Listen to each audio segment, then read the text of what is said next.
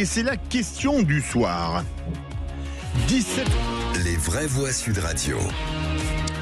17 médecins généralistes ont été réquisitionnés jusqu'au 4 janvier pour gérer les épidémies de grippe et de bronchiolite dans les Bouches-du-Rhône. Pour l'UFML, c'est une violence.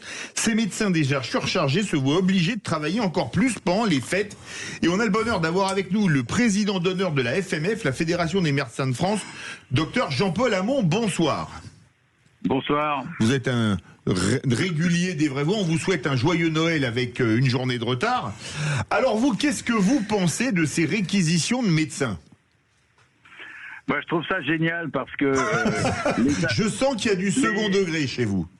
Les ARS ont oublié qu'il y avait des manifestations qui étaient prévues, une grève qui est prévue le 5 janvier, du 5 janvier au 15 janvier.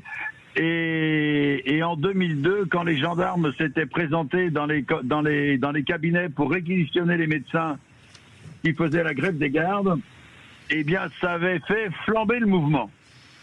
Donc, les ARS qui réquisitionnent, ça illustre leur incompétence pour régler le problème de la démographie médicale. Et quand on sait que... Alors, attendez, il y a un écho là pour vous. Non, on vous entend bien. On entend bien, oui. Ça va ? Ah, ça va très bien.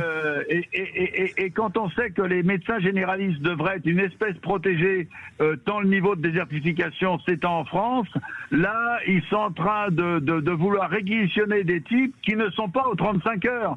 Leur moyenne horaire par semaine, c'est entre 55 et 60 heures.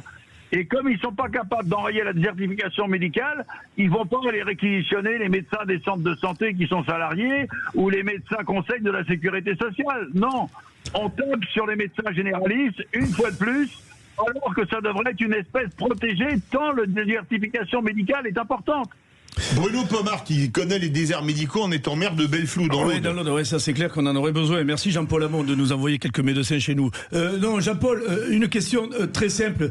À situation exceptionnelle, moyen exceptionnel, est-ce qu'à un moment donné, je comprends les problématiques évidemment sur le monde médical, mais on peut mettre le paquet à un moment donné pour une situation qui est quand même exceptionnelle, non ? Alors, il n'a pas entendu la question parce qu'il y a eu un problème de liaison. La ligne a été coupée. On va le rappeler. On va prendre votre avis, Pascal Giral. Oui, alors, comme le disait Bruno, effectivement, en matière de médecine, il y a des cas exceptionnels. Il y a des moments où il faut se concentrer un peu en cas d'épidémie. Mais moi, sur le principe, ça me choque pas parce que il y a d'autres corps de métier où on les mobilise. Quand il y a une tempête, on mobilise l'EDF, on mobilise tout le monde. Les pompiers, Quand il y a un incendie, on mobilise les pompiers. Quand il y a des manifs, on mobilise la police. Donc, quand il y a des épidémies, pourquoi pas mobiliser les médecins ? Oui, mais Jean-Paul Hamon, il prend un peu la stature de représentant des médecins. C'est pour ça qu'il réagit. Je vais aller à l'inverse de mes deux comparses. Très bien. Parce que c'est le principe du débat. Pour moi, je trouve ça scandaleux. Parce qu'aujourd'hui, c'est plus, on va dire, une exception. Ça devient un mode de gestion de la part de différents gouvernements. Je rappelle juste qu'on a eu une grande épidémie qui a déferlé sur le monde et qui n'a appris strictement rien au gouvernement français. C'est le Covid. Il y a 5 ans. Oui. Voilà, il y a pas longtemps, il me semble. C'était il y a 5 ans, 6 ans. C'était la fin du monde. Début 2020. Et j'estime qu'on n'a rien appris. Là, aujourd'hui, il y a une épidémie de grippe. Waouh, on a la grippe en hiver. Oh, mon Dieu, c'est catastrophique. Elle a toujours été, la grippe. Elle y a toujours été. Tous les hivers, il y a des grippes. Non, mais Dominique, tu peux pas dire ça. Il faut traiter. Là, tu parles du fond.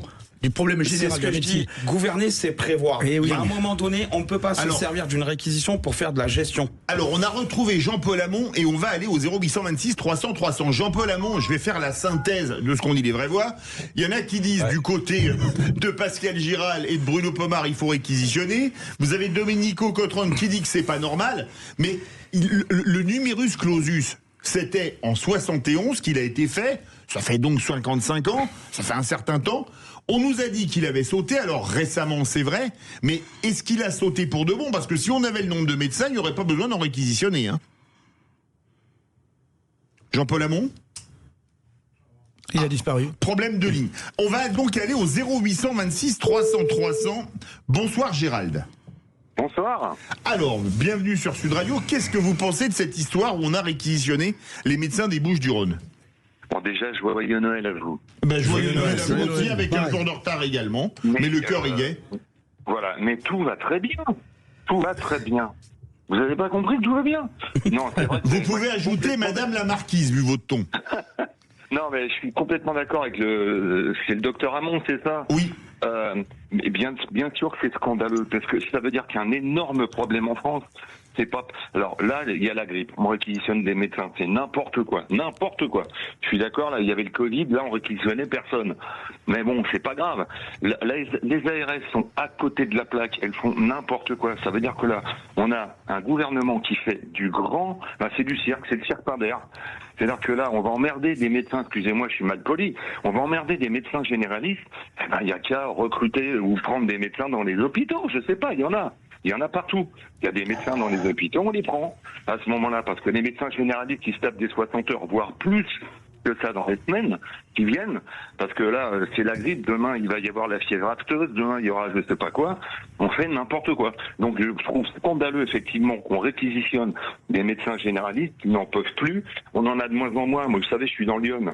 Il n'y a plus de médecins, il n'y a plus rien, mais vraiment plus rien. Ça, c'est vrai. Pour trouver un médecin, des fois il faut se taper 80 bornes. Voilà, ouais, en zone rurale, oui. Alors, restez avec nous, Gérald, on a retrouvé Jean-Paul Hamon. Jean-Paul Hamon, il y a deux blocs. Il y a d'un côté Pascal Giral et Bruno Pomar qui disent, en cas de coup dur, faut réquisitionner. Vous avez Domenico Cotron et notre auditeur Gérald Dosser qui disent, faut pas réquisitionner. On avait eu la ligne coupée. Le numerus clausus, il devait sauter. Il date de 71 et c'est une aberration. Si on avait le nombre de médecins adéquats, il n'y aurait pas besoin de réquisitionner, non? Ouais, d'une part, mais surtout si on donnait envie aux jeunes médecins de s'installer, si on leur donnait les moyens de s'installer, c'est ça la vraie difficulté. Tu vois, parce que les médecins. Attends, je vais sortir de ma caisse parce que j'ai un. Il s'étouffe. Vous avez tout en live, hein, là, on peut pas faire mieux. Jean-Paul Hamon? Allô? Et reparti. Jean-Paul? Allez, c'est reparti. Alors moi je suis pas d'accord avec ce que dit Jean-Paul Hamon. C'est dommage qu'il soit coupé là, mais bon, pour autant, à un moment donné, moi je le vois chez nous. On a voulu recruter. Moi j'ai le maire de mon petit village à côté, de Salles-sur-l'Ers, que je salue d'ailleurs, Batigne, qui se bat, c'est le cas de dire, depuis des lustres. Là, on a réussi à trouver une réponse avec un médecin à la retraite de Carcassonne qui m'a entendu sur Sud Radio. Oui. Vous m'avez rappelé l'histoire, ouais, bon, qu'un médecin en retraite de Carcassonne qui a entendu les vraies voix. Les jeunes médecins qui sortent n'ont plus l'éthique, je sais pas si c'est l'éthique, mais le sens du devoir qu'avaient les anciens. C'est-à-dire qu'on n'a plus envie de s'emmerder à faire des heures. Et on leur propose. Excusez-moi, il faut voir comment ils sont traités en fac de médecine, notamment en internat, où ils bossent pour une misère des dizaines d'heures par semaine, et ils ont un taux de suicide record en fac de médecine. Il faudrait peut-être revoir aussi le cursus. Un suicide tous les 18 jours. Non mais Jean-Paul Hamon. Jean-Paul Hamon, juste une. Moi, je le vois, je suis maire du rural. On a galéré, grâce à Sud Radio, parce que j'y suis souvent, on a recruté un médecin à la retraite de Carcassonne qui vient bosser de temps à autre dans mon secteur de l'Ariège. Mais il y a quand même un problème quand vous dites que on doit les accueillir dans de bonnes conditions, on leur propose des logements, des avantages pour leurs conjointes, etc., etc. Les jeunes médecins n'ont plus envie de venir dans nos campagnes, mon cher ami. Et vous le savez. Ça dépend, tu sais, parce que moi je me souviens très bien. Là, par exemple, tu vois, on vient de coller une 10e année aux seuls médecins généralistes. Ouais. Ils avaient signé pour 9, on leur en colle 10. Quand je dis que il faudrait exploiter cette chose-là pour utiliser les 3500 médecins supplémentaires qu'on pourrait avoir, il suffirait de les loger, de les faire bosser dans de bonnes conditions. Avec un secrétariat présentiel, avec un maître de stage joignable au téléphone, tu lui garantis que le type il a un doublement de son salaire hospitalier, on aurait 3500 médecins généralistes de plus. C'est énorme. Ouais, et quand je dis ça à Cédric Arcos qui conseillait Bérou à Matignon, il me dit doublez le salaire, comme vous y allez. Et alors, je lui ai dit, écoutez, excusez-moi, monsieur, mais quand on a bac plus 10 et une responsabilité telle, Philippe, il faisait allusion tout à l'heure, qu'il y a un suicide tous les 18 jours, excusez-moi, mais je ne suis pas choqué. Mais dans le contexte de désertification où on est, il faut mettre le paquet.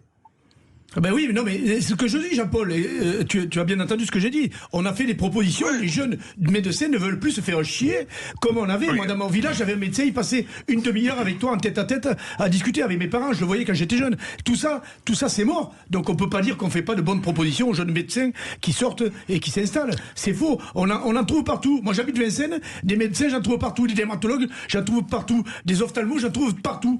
Et c'est un endroit où il y a du pognon. C'est pour ça qu'il propose le doublement du salaire et il a raison. Non, mais c'est ça. En plus, quand tu garantis le doublement du salaire, ça ne te coûte rien parce que ça correspond, écoute bien, à 60 consultations par semaine. Donc 60 consultations par semaine, le type dans un désert médical, il est fait les doigts dans le nez. Bien sûr. 12 par jour, c'est rapide. Hein. Sur 5 jours de travail. Et tu es pour la venue des médecins étrangers ? Mais Philippe, pour revenir sur les réquisitions. Oui.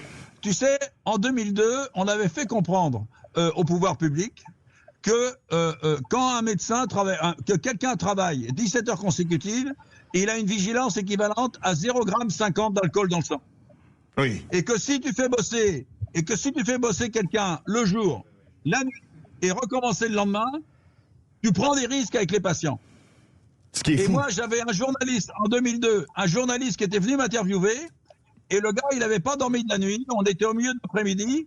Et le gars, au moment où il a écrit mon nom sur la cassette, au lieu d'écrire Jean-Paul Hamon, il a écrit Jean-Paul Luchon. Qui était le président de la région Île-de-France à l'époque, ouais. Il n'a pas fallu lui expliquer longtemps que si j'avais été en train d'écrire une ordonnance, le malade, il aurait été mal, tu vois. Non, mais... Donc, si tu veux, on avait obtenu le volontariat sur les gardes, que les gardes s'arrêtent à minuit et qu'on ménage les gens, tu vois. Et depuis 93% du territoire est couvert par les gardes dans ces conditions-là. Ah oui, mais c'est fou. Tu comprends ? C'est fou. Gérald, vous êtes encore avec nous ? Oui, je suis avec vous. Quand vous entendez Jean-Paul Hamon, vous êtes d'accord avec lui parce que vous avez travaillé dans l'hôpital à l'époque. Absolument. Est-ce que vous êtes d'accord avec son analyse ? Oui, complètement d'accord. Alors moi, j'ai même vu des trucs impressionnants dans l'hôpital où je travaillais. Oui. Comme par exemple, il y a des gardes pour Noël le jour de l'an.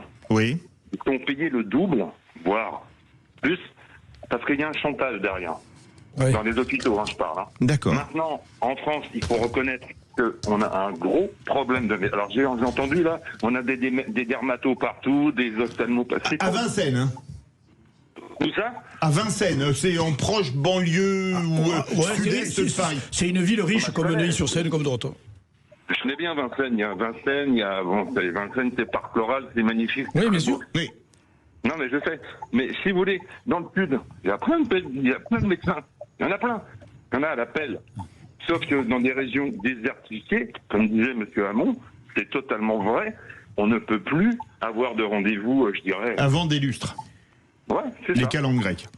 Rendez-vous de cardio dans Lyon. 6 mois. 6 mois, oui. 6 mois.